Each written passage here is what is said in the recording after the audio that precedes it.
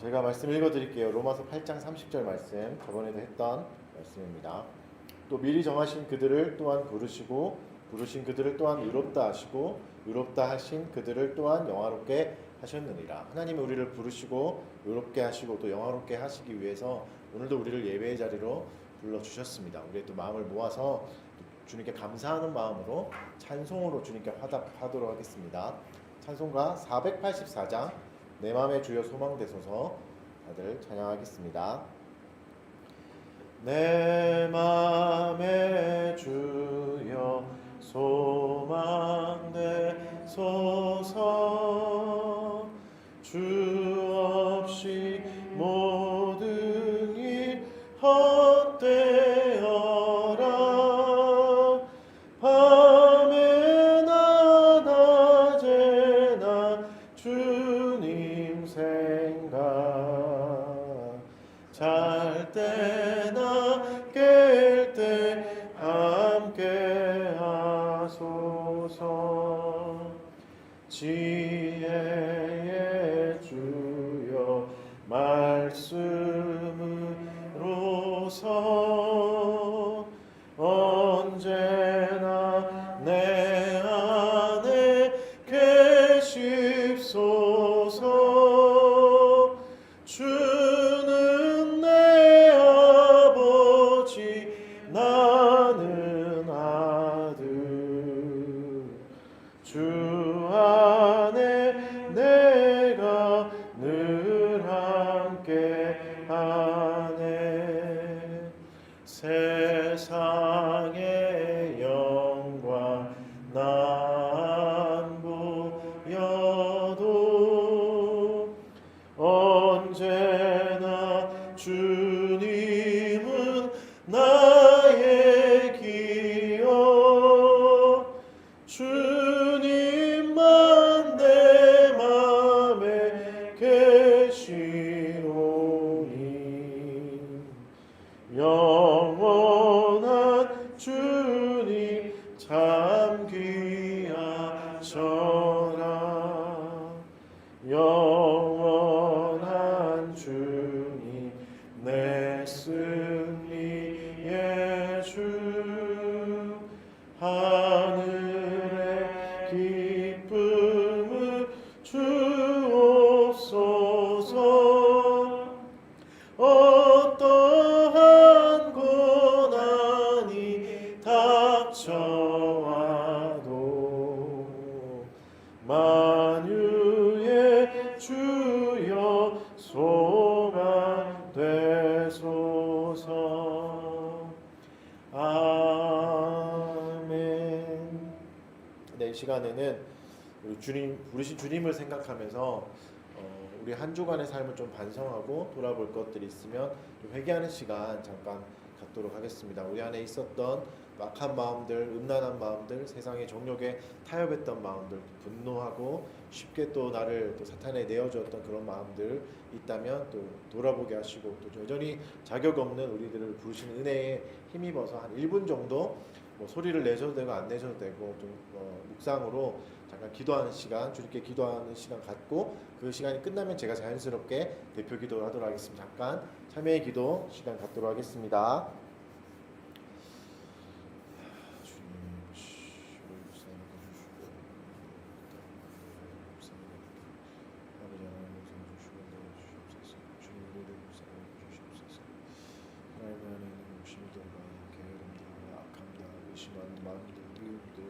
폭력성들, 주님 안에서 여전히 해결되지 않았던 게으름과 음란한 마음들, 욕심 부리고 시기하고 질투하고 하나님 말로써 범죄하고 상처 주고 때문에 모든 것들 주님 용서해 주시옵소서. 한 주간도 주님 앞에 주님께 쌓은 것이 없으며 여전히 악한 것이 뿐임을 주님 기억하게 해 주시옵소서.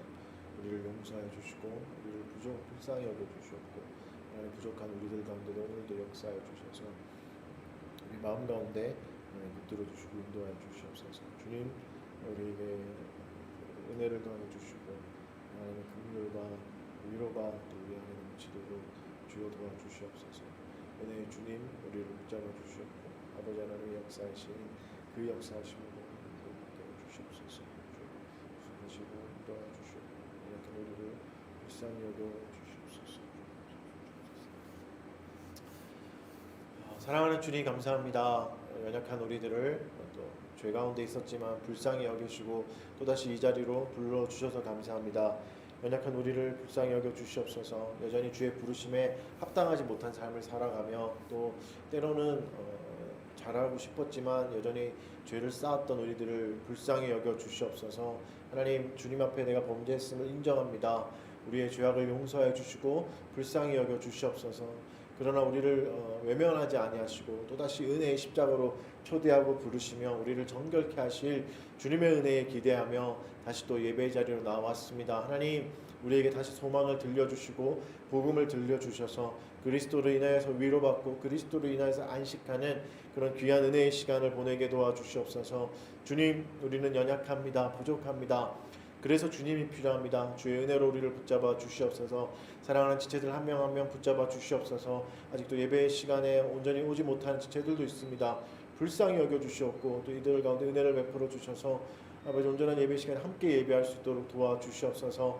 하나님, 연약한 지체들이 있습니다. 한 사람 한 사람의 마음을 주님이 다 아시니 오니 헤아려 주시옵고 어려웠던 마음들 위로하여 주시고 답을 찾고 있는 마음에 답을 주시고 하나님 답답한 마음들 가운데 마음을 열어주시고 주님 임재하여 주셔서 정말 소망 되신 그리스도를 바라보며 다시 한 번 더 소망이 명확해지는 시간 되도록 도와주시옵소서. 하나님, 위로가 필요한 자에게 위로를, 권면이 필요한 자에게 권면을, 세임이 필요한 자에게 세임을 더하여 주시옵고 우리가 날로 그리스도를 닮아가며 정말 주님이 우리에게 원하시는 그 선한 일을 잘 감당하는 한 지체들 되게 하여 주시옵소서.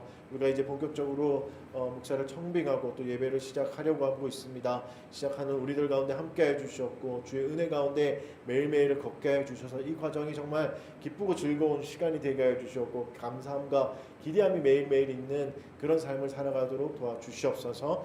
감사드리며 예수님 이름으로 기도합니다. 아멘. 말씀을 보겠습니다. 말씀 에베소서 2장 8절부터 13절 말씀입니다.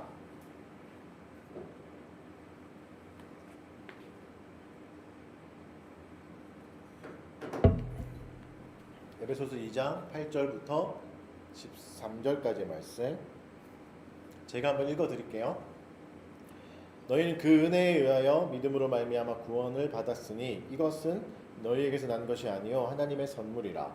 행위에서 난 것이 아니니 이는 누구든지 자랑하지 못하게 함이라. 우리는 그가 만드신 바라 그리스도 예수 안에서 선한 일을 위하여 지으심을 받은 자니 이 일은 하나님이 전에 예비하사 우리로 그 가운데서 행하게 하려 하심이니라. 그러므로 생각하라. 너희는 그때 육체로는 이방인이요 손으로 육체에 행한 할례를 받은 무리라 칭하는 자들로부터 할례를 받지 않은 무리라 칭함을 받은 자들이라. 그때 너희는 그리스도 밖에 있었고 이스라엘 나라 밖의 사람이라. 약속의 언약들에 대하여는 외인이요 세상에서 소망이 없고 하나님도 없는 자이더니 이제는 전에 멀리 있던 너희가 그리스도 예수 안에서 그리스도의 피로 가까워졌느니라. 아멘. 우리 13절만 함께 읽도록 하겠습니다. 시작. 이제는 전에 멀리 있던 너희가 그리스도 예수 안에서 그리스도의 피로 가까워졌느니라. 아멘. 오늘은 생각이 주는 은혜라는 제목으로 말씀 전하도록 하겠습니다. 우리가 이제 새로운 교회를 시작하잖아요. 새로운 교회를 시작하는 우리들에게 저에게도 마찬가지고 좋은 질문들도 생길 때가 있겠지만 좀 부정적인 질문들도 생길 때가 있을 겁니다. 두려운 질문들이죠. 저도 마찬가지고 걱정이 생기는 거죠. 이런 걱정을 좀 할 수 있을 겁니다. 우리가 끝까지 잘할 수 있을까? 이 마음이 언제까지 갈까? 이런 질문들이 좀 생길 거죠. 사실 이런 질문들은 우리가 신앙생활을 하면서 은혜를 받았을 때 사실 좀 쑥 드는 생각들이거든요. 우리가 소위 말하는 은혜를 받았지만 또 금방 사라지기도 하고 금방 돌아가기도 하는 걸 많이 경험하다 보니까 이건 또 언제까지 갈까? 이런 생각을 또 자주 하게 되잖아요. 끝까지 갈 수 있을까? 이런 질문들. 이게 이제 결국은 이제 구원에 대해서 하나님의 구원에 대해서 근원적인 불안함이 있는 거죠. 우리 안에, 우리 인간의 본성 안에 있는 것이죠. 그래서 이 질문에 대해서 한번 더 고민해 봤으면 좋겠습니다. 오늘 본문이 이제 그런 근본적인 구원에 관한 질문에 답을 찾는 본문이거든요. 그래서 좀 살펴보면서 우리 교회에 대한 또 내 신앙에 대한 좀 불안한 질문에 대한 답을 좀 찾아보는 시간을 갖도록 하겠습니다. 본문은 구원을 설명해요. 구원에 대해서 이제 설명하는데 다 아는 말씀을 하고 계시죠. 우리는 은혜에 의하여 믿음으로 말미암아 구원받았다라고 말합니다. 은혜에 의하여 믿음으로 말미암아 구원을 받았다 이렇게 말하죠. 그게 무슨 말이죠? 구원은 은혜로 우리에게 주어진 것이다. 하나님이 우리를 택하신 것이고, 그러니까 구원은 지난 시간에 말했듯이 찾아온 것이다. 우리를 찾아왔다라고 말씀하고 계시죠. 앞에서 살펴본 대로 우리의 상태를 어떻게 말씀하셨죠? 허물과 죄로 죽었다. 죄와 허물로 죽었던 너희를 그리스도 예수 안에서 살리셨다라고 말씀하시는 거죠. 그러니까 이 말이 뭐죠? 구원의 출발이 우리가 아니라는 거죠. 구원의 출발이 우리가 아니라 하나님이다. 하나님으로부터 구원이 출발돼서 우리에게 주어진 것이다 라고 말하는 것이죠. 그래서 하나님으로부터 출발했기 때문에 오늘 본문에서 이제 중요한 표현이 나오는데 하나님의 선물이라는 표현이 나옵니다. 구원은 하나님의 선물이다 라고 표현하고 있습니다. 하나님의 선물이라는 말을 좀 생각해 봅시다. 이것이 이제 구원을 어떻게 유지할 수 있을까에 대한 답이 되는 거거든요. 하나님의 선물이라는 설명이 됩니다. 선물이 뭐죠? 선물은 이제 받는 사람이 아니라 주는 사람을 생각하게 되는, 받는 사람의 입장에서는 선물을 주는 사람에 대해서 한 번 더 생각해 보게 되는 매개체죠. 그 선물을 준 사람을 생각해보고 그 사람의 성품을 생각해보는 거죠. 그러니까 만약에 어떤 그냥 자매가 있는데 평소에 관심도 없던 형제가 갑자기 선물을 준다 그러면 그때부터 좀 생각해보죠. 저놈은 왜 저러지? 막 그렇게 피해야 되나? 뭐 이렇게 교회를 옮겨야 되나? 뭐 이사를 가야 되나? 뭐 이렇게 생각하게 되죠. 그러니까 선물을 받는 순간 그 사람에 대해서 무조건 생각하게 돼 있습니다. 부정적이든 뭐 긍정적이든 간에 준 사람에 대해서 이제 생각하게 되는 거죠. 그리고 그 준 사람이 어떤 과정을 통해서 이것을 준비했을까, 어떤 생각으로 이런 걸 줬을까 하면서 그 사람의 어떠함에 대해서 묵상하게 됩니다. 그 사람의 성품과 그 사람의 생각과 그 사람의 의지를 생각하게 되는 것이죠. 그리고 그 생각의 과정에서 그 과정을 발견할 때 우리가 감동하게 되기도 하죠. 와, 나를 이렇게 생각해 줬구나. 이걸 준비하기 위해서 이런 걸 선물을 주기 위해서 이런 과정을 거쳤겠네. 많이 돌아다녔겠네. 뭐 내가 좋아하는 걸 어떻게 알았을까 하면서 이제 이렇게 되는 거잖아요. 그러니까 감격하게 되는 거죠. 근데 구원이 그런 선물이라고 말하고 하나님의 선물이라는 거죠. 그러니까 구원을 받았을 때 우리가 뭘 묵상해 볼 수 있다는 거죠. 하나님에 대해서 묵상해 볼 수 있습니다. 하나님이 어떤 과정을 거쳐서 이것을 선물로 주셨을까? 구원을 주시기 위해서 어떤 과정을 거치셨을까? 나를 어떻게 생각하셨을까? 나에 대해서 무엇을 주고 싶으셨을까? 나를 어떻게 생각하셨을까? 이렇게 생각하게 되는 거죠. 그러니까 즉 구원을 묵상하게 되면 하나님께로 결국은 가게 되는 거죠. 하나님을 묵상하게 되는 겁니다. 그래서 구원을 묵상하는 건 굉장히 중요합니다. 생각하는 것은 왜죠? 우리의 인생의 목적이 그거기 때문입니다.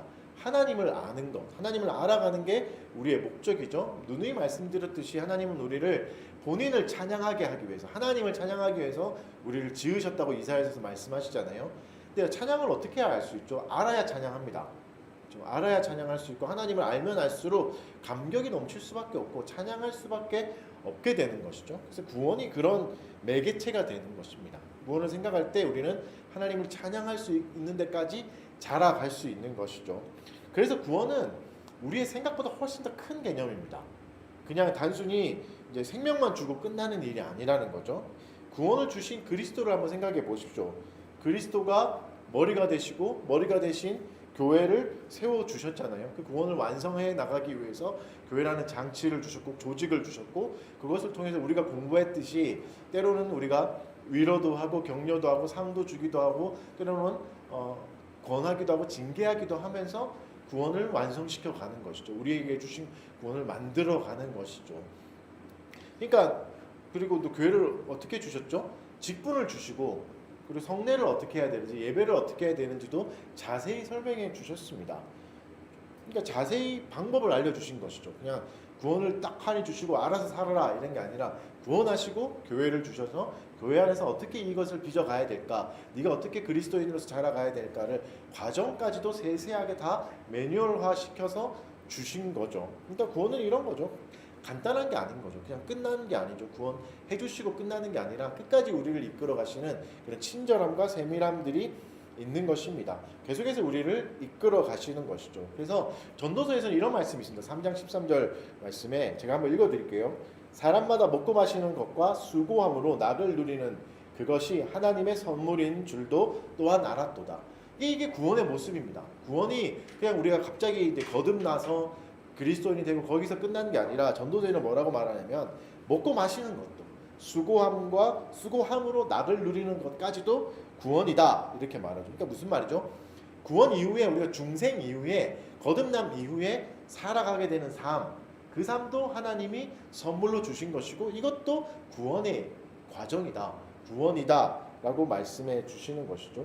우리가 먹고 마시는 즐거움도 구원의 과정인 것이고 또 고통스럽지만 헌신하면서 그 낙을 누리는, 일하면서 일을 통해서 낙을 누리는 그 기쁨까지도 포함되어 있는 겁니다. 그러니까 하나님이 주신 구원은 생각보다 훨씬 더 큽니다. 전 인격과 전 인생 자체가 우리의 모든 과정의 구원이 되는 것이죠. 모든 과정이. 그러니까 절대 살려줬으니 이제 알아서 해봐라, 잘 살아라, 그래서 여기까지 와라, 여기 이제 목표점까지 네가 잘 알아서 살아와라 이렇게 말씀하시는 게 아니라 그 과정도 함께 주시는 것입니다. 그러니까 이 은혜를 잊지 않았으면 좋겠습니다. 때로는 막막할 수 있습니다. 우리가 어떻게 교회를 이끌어 가야 될까? 우리가 어떻게 신앙생활을 해 나가야 될까? 그런데 하나님이 과정까지도 인도하십니다. 과정까지도 함께 하시고 낙을 누리게 하시는 게 하나님의 말씀 선물이고 이것도 있는 것이죠. 그래서 여러분 너무 스트레스 받지 마십시오. 우리가 가난할 때도 있을 것이고 뭐 지체가 힘들어할 때도 있고 아픔이 있을 때도 있을 것입니다. 그런데 그게 하나님이 우리를 포기하셨다는 의미는 아닙니다. 버려두셨다는 말은 아닙니다. 은혜도 있습니다. 찾을 수 있는 은혜가 있고 찾아낼 수 있는 감격과 기쁨들이 있습니다. 그러니까 이 과정들이 기쁘게 되는 거죠. 그래서 결국 이 과정을 겪으면서 하나님이 진짜 홀로 일하시는구나. 내가 소망 없을 때도 내가 지칠 때도 그분이 끝까지 일하셔서 우리를 구원을 완성해 가시는 것을 알게 될 때 우리는 구원을 자랑할 수 없게 되는 거죠. 오늘 본문의 설명대로 하나님만 자랑하게 되는 거죠. 그분이 진짜 나의 소망이구나. 그분이 나를 이끌어 가시는구나. 나를 진짜 살려주시는구나. 세밀한 음성으로 우리에게 역사하시는구나를 알게 되는 거죠. 그래서 바울은 뭘 자랑합니까? 구원을 자랑할 수 없다라고 오늘 본문에 얘기하죠. 이건 인간을 무시하는 말이 아닙니다. 그런 뉘앙스가 아니라 구원은 하나님께서 온 은혜다 이 말을 해주는 겁니다. 철저히 하나님만 자랑할 수밖에 없다라는 걸 말해주는 거죠. 그래서 바울이 어떻게 합니까? 전 인생을 보면 바울이 약함을 자랑하죠. 고린도전서에서 부득불 자랑할지인데 내가 약한 것을 자랑할지라 이렇게 얘기하죠. 사실 이제 그 구절을 보면 앞에 자랑도 해요. 자기의 육신, 내가 뭐 산도 천도 가고 내가 이 스케일이 있다 뭐 이렇게 하죠. 물론 이제 우리 다 이해가죠. 바울이 얼마나 힘들었으면 그렇게 하셨겠습니까? 근데 그것뿐만 아니라 자기의 약함도 드러냅니다. 자기 인생의 찌질함들, 그런 구차함들, 그런 모습도 가감없이 이제 드러내죠. 사람들이 그때 바울의 사도권을 의심하고 있을 때 네가 무슨 사도냐 이런 소요가 일어날 때 자기가 받은 은혜를 자랑하기도 하지만 약함을 자랑합니다. 오히려 이렇게 말하잖아요. 부득불 자랑할 건데 내가 약한 것을 자랑하고 싶다 하면서 자기의 약점들 쭉 이렇게 내고 있습니다. 여러분 약함을 자랑할 수 있다는 것은 구원을 통해서 우리가 받는 현실적인 위로 중에 하나입니다. 현실적인 위로 중에 하나예요. 약함을 자랑할 수 있다. 이거는 굉장히 큰 힘이 되는 거죠. 사실 우리가 사는 자본주의 사회를 한번 생각해 보십시오. 약함을 드러내기 어려운 사회예요. 약함을 드러내면 사실 죽습니다. 약육강식의 세상이잖아요. 그래서 여러분 어떻죠? 우리가 어쩔 수 없이 허세를 부려야 될 때가 있어요. 사회적 위치가 생기는 분들한테. 물론 우리 같은 저 같은 뭐 쪼렙은 상관없지만 어느 정도 위치가 된다 그럴 때 모양 빠지지 않기 위해서 외제차를 타야 되는 사람들도 있고, 그렇죠? 그래야 나를 무시하지 않으니까, 그렇죠? 좋은 옷을 입어야 되기도 하고 때로는 그런 사회죠. 어쩔 수 없어요. 자본주의 사회여서 그렇습니다. 그래서 약함을 자랑하지 않고 오히려 허세 같은 게 사실 어느 정도 허용되고 필요한 세상을 살아가는 거죠. 그게 뭐 옳든 그르든 그걸 떠나서 허세를 부려야 되는 세상이죠. 약함을 가려야 되는 사회를 살아가는 거죠. 심지어 연애 관계도 그렇죠. 연애를 해보신 분도 아시겠지만 밀당이라는 걸 하잖아요. 그게 뭐죠? 밀당이? 약하게 보이지 않고 싶은 거죠. 내가 너를 너무나 사랑한다는 걸 감추죠. 그래야 내가 약자가 되지 않으니까, 사람과의 관계에서. 그러니까 심지어 우리가 연인과의 관계에서도, 둘 사이의 관계에서도 이거를 밀당을 할 정도로 우리는 약함을 드러낼 수 없는 세상을 살아가고 있는 거거든요. 이게 우리의 불행함이죠. 슬픔이죠. 세상에. 이 약자를, 그러니까 우리의 카드를 다 내보일 수가 없는 거죠. 누구를 만나든 간에. 그렇죠? 또 뭐 심지어 교회에서도 그렇죠. 교회에서도 막 믿음이 있는 척 하기도 하고 그렇죠. 막 이렇게 목사님 같은 경우는 홀리 보이스에서 막 목소리 막 이렇게 막 흉내도 낼 수 없는 막 그렇게 하기도 하는, 약함을 감추고 싶은 거죠. 자기의 헛됨을 잘 드러내지 못하는. 근데 생각해 보시죠. 그런 와중에도 약함을 자랑할 수 있다는 거는 믿는 구석이 있는 거죠. 여러분 생각해 보세요. 진짜 부자는 굳이 부를 자랑하지 않죠. 진짜 건물주고 누구나 알아주는 부자가 국산차를 타고 뭐 작은 소형차를 탄다 그러면 사람들이 우와 이렇게 하죠. 멋있다 이렇게 얘기하잖아요. 그 사람은 그런 거 가지고 상처받지 않아요. 국산차 탄다고 해서 상처받지 않죠. 왜냐면 진짜 부자니까, 실제로 낸 부를 누리니까 그렇잖아요. 우리의 생각도 그래요. 그러니까 굳이 외제차 안 타도 부자들은 자존감 안 떨어집니다. 이재용을 한번 생각해 보세요. 삼성의 이재용이 국산차 탄다고 국산차를 타고 있다면 무슨 차를 타는지 모르겠는데 우리가 그렇게 생각하진 않을 거 아니에요. 삼성 요새 어렵나? 핸드폰이 잘 안 팔리나? 이런 걱정 안 하죠. 되게 멋있다, 뭐 이렇게 쿨하다, 뭐 이렇게 생각하겠지. 검소하다 이렇게 생각한 거죠. 뭐 빌 게이츠나 그 스티브 잡스나 그런 사람도 어쩌죠? 학벌을 자랑하지 않죠. 오히려 나 대학 중퇴했다 이렇게 말하죠. 그러면서 뭐가 되죠? 오히려 자신이 가진 강함이 훨씬 더 부각됩니다. 내가 이럼에도 불구하고 이렇게 성공했다, 이런 위치까지 왔다가 부각되죠. 뭘 하는 순간? 약함을 드러내는 순간. 여러분, 진짜 강자와 진짜 부자와 진짜 풍성함을 누리는 사람은 약함을 드러낼 수 있습니다. 그걸 통해서 자기가 가지고 있는 강함이 드러나거든요. 오히려 드러날 수 있거든요. 바울이 그렇게 한 거죠. 바울이 자기의 약함을 가감없이 드러내면서 바울이 받았던 은혜와 하나님 주신 그 강한 은혜가 마음껏 드러나지 않습니까? 뭐 3번 감옥에 가기도 하고 풍파를 맞기도 하고 채찍에 맞기도 하고 비참하게 광주리에 숨어가지고 그 마을에서 도망가는 거에도 불구하고 하나님이 이런 역사를 이루셨다면서 하나님의 은혜가 강하게 드러나지 않습니까? 그래서 우리가 그렇습니다. 우리가 약함을 드러낼 때 강하게 드러나는 게 있습니다. 하나님의 강함이 드러나는 거죠. 이렇게 우리가 찌질하고 모양 빠지는 모습, 또 우리 같은 자를 통해서도 복음을 이루시는, 복음의 진보를 이루시는 하나님의 강함이 드러나게 되는 겁니다. 무협 영화, 뭐 여러분 요새 세대가 아니지만 저는 어릴 때 무협 영화를 굉장히 좋아했는데, 무협 영화를 볼 때 진짜 멋있는 장면이 그런 장면이거든요. 이렇게 이런 객잔에 있을 때 어떤 허름한 노인 할아버지가 고수들과 싸울 때 젓가락 하나를 들고 다 이렇게 제압할 때 굉장히 멋있잖아요. 그러니까 고수가 젓가락을 쓸 때, 굉장히 약한 걸 쓸 때 고수의 강함이 드러나는 것처럼 우리의 약함을 드러낼 때 하나님의 강함이 진짜 드러나게 되는 것이죠. 하나님이 이런 진보를 우리에게 역사하신다는 겁니다. 우리에게도 일하게 하신다는 것이죠. 여러분, 하나님은 그런 분입니다. 사망에서 생명을 빚어내신 분입니다. 에베소서 계속 그 말을 하고 있잖아요. 허물과 죄로 죽었던 너희들을 여기서 살리셨다. 생명을 살리셨다. 그러니 두려워하지 마라. 하나님의 위대함과 긍휼은 너희의 비참한 인생에서 더욱더 드러날 거다 라고 말씀하고 계시는 거죠. 여러분, 우리 교회를 보십시오. 우리가 이제 비참하게 이름도 없는, 비참하진 않지만 이름도 없고 뭐 아직, 그러니까 자꾸 물어보는 사람들이 많은데 소개를 못하겠어요. 이름은 없고요. 깔깔깔이라고 부르기도 하고 뭐라고 부르기도 하고 뭐 하여튼 구차하고 되게 힘든데, 이런 교회가 계속 살아남는다면 하나님 진짜 하셨다고 고백할 수밖에 없는 거죠. 와, 대단하다, 이렇게 하나님이 드러날 수밖에 없는 거죠. 그게 우리의 약함입니다. 그래서 우리는 약함을 자랑할 수 있는 거죠. 우리는 숫자도 작고요, 뭐 돈도 없고요, 연약합니다, 사회초년생입니다. 기꺼이 얘기할 수 있죠. 하나님의 은혜가 강하게 역사하기 때문에. 그래서 기억하십시오. 하나님은 언제까지 역사하시냐면 우리의 약함이 자랑이 될 때까지 역사하십니다. 지금 여러분의 약함을 다 까놓고 고백하라 이런 말이 아니라, 그것이 여러분이 진짜 감추고 싶은 약함들이 다 있잖아요. 다 저도 있고 부족함도 있죠. 이게 그냥 드러낼 수 있을 때까지, 그게 문제가 되지 않을 때까지 우리 안에서 역사하신다는 거죠. 그러니 안심하시고 기대하십시오. 우리가 세상 친구에게도 보이지 못했던, 때로는 가족에게도 감춰야 됐던 나의 약함을 공공연하게 드러낼 수 있는 때가 옵니다. 너무나 내 마음이 가득 차서, 하나님의 은혜로 가득 차서. 그러니 두려워하지 마십시오. 그렇게 될 날이 올 겁니다. 한번 생각해 보시죠. 진짜 감추고 싶은 연약함을 마음껏 드러내도 거리낌 없는 날이 온다면 우리 인생이 얼마나 즐거워지겠습니까? 그런 날이 온다면 우리는 거짓 웃음 보이지 않아도 되죠.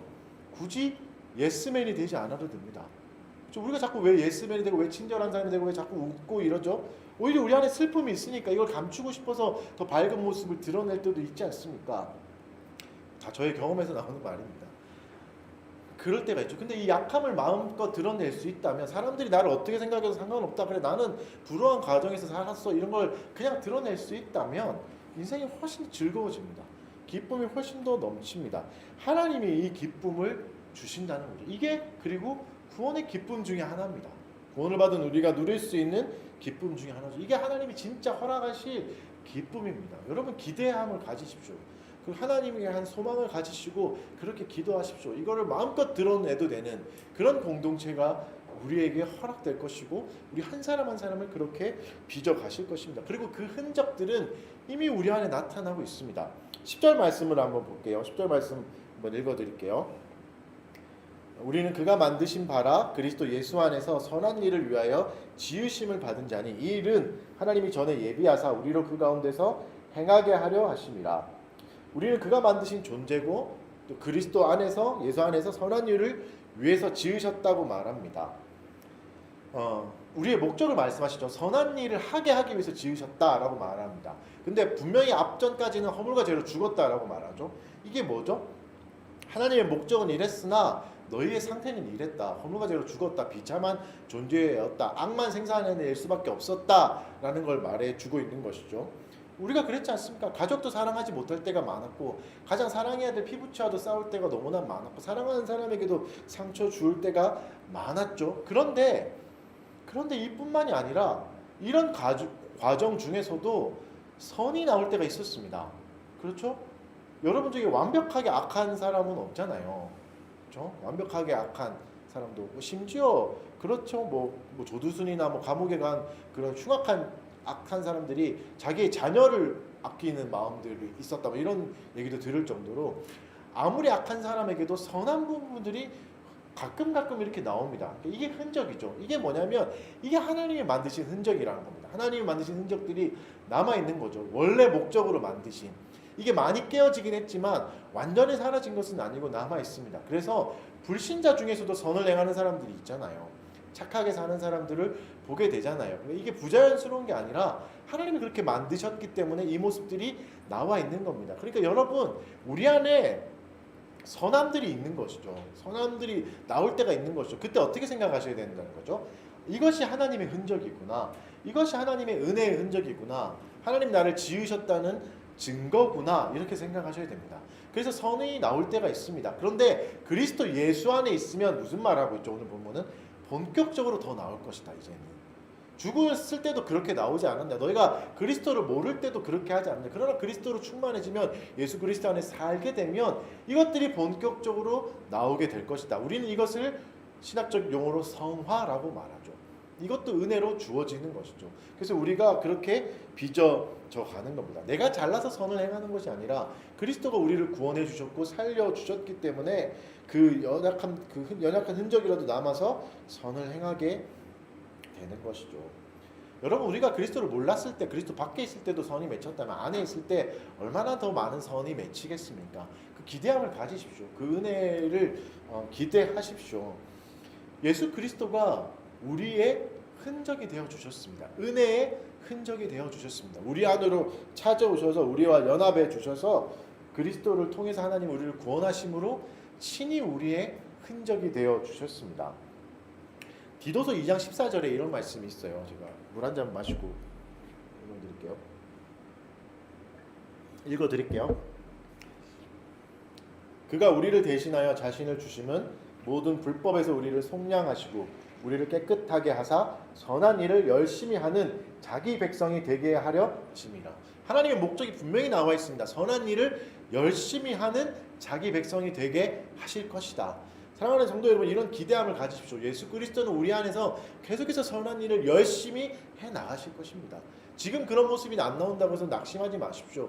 은혜를 기대하십시오. 나로서는 안 되겠죠. 물론 그렇죠. 그러나 그리스도 예수가 포기하지 않고 우리에게 선한 일을 행하실 것입니다. 여러분 안에 계신 그리스도께서 선한 정신으로 우리에게 새로운 교회를 시작하게 해주셨잖아요. 말도 안 되는 사람들이 모여서, 여러분 무시하는 게 아니라 생각지도 못했던 사람들이 모여서 공동체를 이루게 되었고, 생각지도 못한 장소에서 생각지도 못한 예배를 드리게 된 거죠. 그리스도 예수의 역사입니다.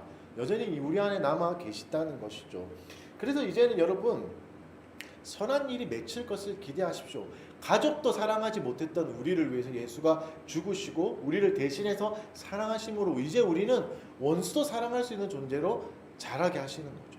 원수도 품을 수 있는 존재로 우리를 키워 가시는 것이죠. 그래서 구원의 목적은 분명합니다. 악한 이 세상에서 선을 행하게 하시는 것들, 포기하지 않는 그 선행들이 나오게 하는 것이 구원의 목적입니다. 교회가 타락해서 욕먹고 있는 이 순간에도 하나님이 새로운 교회를 시작하시는 것이죠. 새로운 교회를 주님이 또 은혜로 시작하시는 거죠. 우리는 포기할지라도 주님은 포기하지 않으십니다. 사실 저 안에도 그랬죠. 저 안에도 교회를 포기하고 싶은 마음들, 끝났다 이런 마음들이 너무 많았지만 하나님은 포기하지 않으신 거죠. 그것 때문에 우리가 다시 은혜를 기다려서 교회를 시작할 수 있는 것입니다. 이 은혜를 날마다 가슴에 새기면서 살아가십시오. 그래서 오늘 본문에는 이것을 새길 수 있는 귀한 장치 하나를 말씀하십니다. 뭐라고 얘기하죠? 생각하라라는 명령을 주십니다. 생각하라라는 명령을 주세요. 그러니까 무엇을 요구하시죠? 하나님이 생각을 요구하십니다. 생각을 요구하십니다. 그리고 뭘 생각해보라 그러죠? 이게 좀 어려운데 과거를 생각해보라 이렇게 얘기합니다. 너희의 비참했던 과거들, 하나님과 너무 멀었던, 존재가 멀었던 그 과거를 생각해보라 라고 말하죠. 근데 하나님의 명령은 강한 의지가 있습니다. 그렇죠? 자녀를 키워보신 분이 없으시죠? 담비 어머니만 계시니까. 자녀에게 명령할 때는 강한 의지가 드러나 있습니다. 그렇죠? 애야 우리 집에서 이제 저를 기르고 계신 분이 계신 그분이 이렇게 얘기하죠. 밥 드세요. 밥 드세요. 이렇게 하다가 계속 제가 자빠져 누워 있으면 밥 먹어. 처먹어 막 이렇게 명령을 하시거든요. 그 말은 뭐죠? 너에게 꼭 밥을 먹이고야 마겠다 이 돼지야. 약간 이런 의지가 포함되어 있죠. 그러니까 명령에는 하나님의 의지가 포함되어 있습니다. 그래서 명령을 들으실 때, 하나님의 명령을 들으실 때 너무 율법적으로만 듣지 마십시오. 또 명령하시네 이게 아니라 하나님이 그렇게 빚어가시겠다는 의지도 포함되어 있는 것이죠. 생각해라. 너희의 과거를 생각해라. 이것에 하나님의 어떤 의지가 있겠습니까? 다시 너희를 그 어두웠던 과거로 돌이키게 하지 않겠다는 의지가 드러난 거죠. 생각해봐라. 너희가 얼마나 비참한 데서 왔는지 내가 거기로 돌아가지 않게 하겠다라고 약속해 주시는 겁니다. 그걸 명령해 주시는 겁니다. 그래서 이것이 우리에게 보호의 수단이 되는 겁니다. 여러분의 과거를 생각해 보십시오. 비참했던 아픔들을 생각해 보십시오. 하나님이 다시는 돌아가지 않겠다고 약속하시는 게 얼마나 큰 위로가 됩니까? 왜냐하면 우리가 가지고 있는 죄에는 관성이 있어요. 계속 흘러가고 싶은 대로 가고 싶은, 자꾸 죄를 지으면 짓고 싶은 대로 계속 가고 싶어요. 미워하면 계속 미워하고 싶고, 싸우면 계속 싸우고 싶고, 분노하면 계속 분노하고 싶은 마음들이 우리 안에 있습니다. 죄의 관성들. 근데 그렇게 되면 다시 원래대로 돌아갈 수 있잖아요. 근데 하나님 뭐라고 말씀하시죠? 절대 그렇게 두지 않겠다. 내가 너희를 절대 그렇게 두게 돌아가지 않겠다라고 말했죠. 이 좋은 예가 있죠. 베드로를 한번 생각해 보시죠. 예수님의 제자들이 다 실패해 버리잖아요. 예수님이 십자가에 달려 돌아가시니까 저주하고 부인하고 맹세했던 그 수제자라는 베드로는 뭐라고 고백하죠? 나는 이제 사도가 아니야. 나는 다시 물고기 잡으러 갈 거야. 원래 자기가 버리고 왔던 그 자리로 다시 돌아가 버립니다. 그렇죠? 근데 어떤 걸 경험하죠? 은혜를 경험합니다. 찾아오시는 그리스도를 경험하게 됩니다. 부활했다는 소식을 들었는데도 못 찾아가요. 베드로가 부끄럽고 창피하고 민망해가지고. 근데 어떻게 하죠? 찾아오시는 거죠. 그래서 뭘 느꼈을까요? 베드로가 이제 다시 이전으로 돌아갈 수 없구나. 나는 이제 이전으로 살 수가 없는 생명이 되었구나를 누리게 되는 거죠. 이 은혜를 말씀하시는 겁니다. 여러분 가끔 그런 두려울 때가 있습니다. 내가 예전으로 돌아가면 어떡할까? 지금보다 형편이 더 안 좋아지면 어떡할까? 더 악한 사람이 되면 어떡할까? 두려워하지 마십시오. 구원이라는 것은 그것을 절대 거기로 가지 않겠다는 약속입니다. 간다면 내가 찾아가서라도 물고기를 다시 먹여서라도 아침을 다시 먹여서라도 너를 다시 회복시켜서 다시 데려가겠다라는 의지를 주시는 거죠. 그러니까 무엇을 해야죠? 우리 편에서는 기도를 더 많이 하고 헌금을 더 많이 하고 이게 아니라 생각해라. 머리 좀 써라. 이렇게 말씀하시는 겁니다. 사랑하는 여러분, 우리가 주님과 멀어졌다, 영적으로 내가 좀 다운됐다고 할 때 인간의 습성은 종교 행위를 하고 싶어요. 제가 요즘에 흑사병 이거 중세사를 공부하는데 흑사병이 엄청 심했을 때 사람들이 뭐가 시작됐냐면 고행이 시작됩니다. 채찍 형제단 이런 게 있었어요. 채찍에다가 이거 철 붙여가지고 서로 때리면서 고행하는. 그러니까 아픔이 있고 고난이 있으니까 하나님 앞에 나를 더 괴롭히고 싶은 마음들이 있는 거죠. 이게 인간의 본성입니다. 종교심에 있어서. 근데 하나님 그걸 요구하시지 않습니다. 뭘 요구하시죠? 더 많은 헌신을 해라. 더 일찍 예배를 나와라. 헌금을 더 많이 해라. 기도를 더 뜨겁게 해라. 이렇게 성경을 더 많이 걸어야지. 이렇게 얘기하지 않고 생각해라. 네 머리로 생각해라. 내가 너에게 어떤 은혜를 베풀어 줬는지 구원을 다시 생각해보라. 그러니까 그런 걸로 자꾸 나를 감동시키려고 하지 마라 라고 말씀하시는 겁니다. 사랑하는 성도 여러분, 생각하셔야 됩니다. 그렇죠? 우리가 어떻게 해서 이렇게 왔는가, 어떻게 해서 이 자리로 오게 됐는가, 그리고 정말 합당한 자리에 서 있는가, 그리고 내가 할 것은 무엇인가, 하나님 나에게 베풀어 주신 것은 무엇인가, 그분이 나에게 무슨 일을 하셨는가, 구원은 뭔가, 우리를 도대체 어디까지 용납하시고 어디까지 이끌고 가실 것인가, 이런 생각들을 하셔야 됩니다. 이게 탈출하는 방법인 거죠. 절망을 탈출하는 방법입니다. 말씀의 결론을 맺겠습니다. 구원을 묵상하십시오. 구원을 생각해 보는 것 그 자체가 우리에게 회복이 되고 은혜가 됩니다.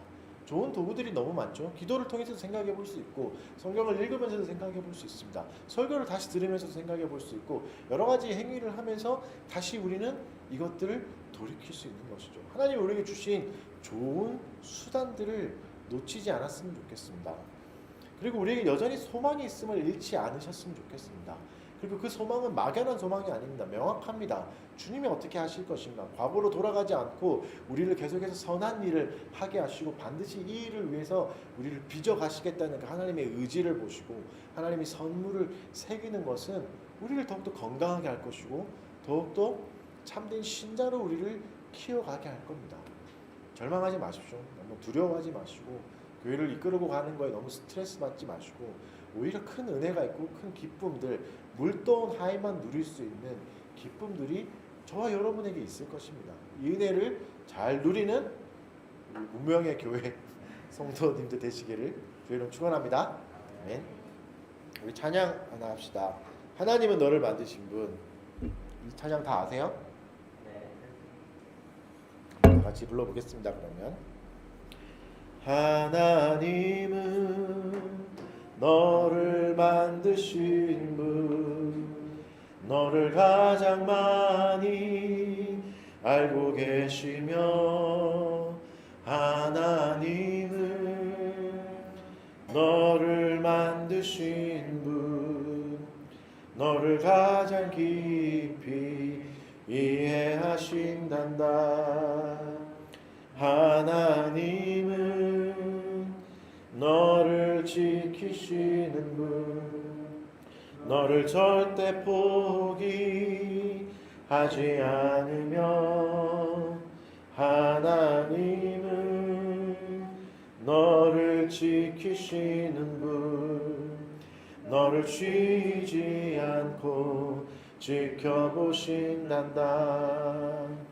그의 생각 셀 수 없고 그의 자비 무궁하며, 그의 성실 날마다 새롭고 그의 사랑 끝이 없단다. 2절 하나님은 너를 원하시는 분, 이 세상 그 무엇 그 누구보다 하나님은 너를 원하시는 분, 너와 같이 있고 싶어 하신단다. 하나님은 너를 인도하는 분, 광야에서도 폭풍 중에도 하나님은 너를 인도하는 분, 푸른 초장으로 인도하신단다. 그의 생각 셀 수 없고 그의 자비 무궁하며 그의 성실 날마다 새롭고 그의 사랑 끝이 없단다. 우리 축도로 예배 마치도록 하겠습니다. 이제는 우리 주 예수 그리스도의 은혜와 하나님 아버지의 사랑과 성령의 교통하심이 지금 이 자리에 있는 또 온라인으로 예배드리는 모든 성도들을 위해 지금부터 영원토록 함께 있을지어다. 아멘. 네, 감사합니다. 예배 마쳤습니다.